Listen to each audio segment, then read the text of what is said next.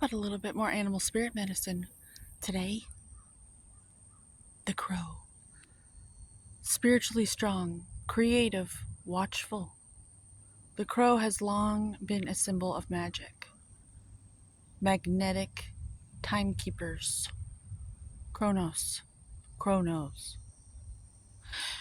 A crow personality is drawn to the supernatural and has a gift for seeing the unseen, knowing the unknown. It is said that the crow holds within its mind's eye the three realities, Chronos, the past, present, and future. Crow energy is potent and should only be tapped into when the mind is clear. Don't do drugs. Please. Thank you. We need you. uh, Crow energy is potent and should only be tapped into when the mind is clear.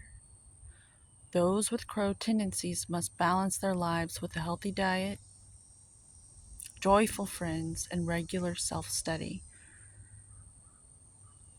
To keep your crow medicine balanced, daily meditation practice.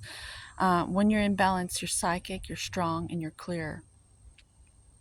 I don't want to talk about what happens when you're unbalanced. Let's not bring that into existence by me speaking on it. Anyways, happy crow to you. Have a good day.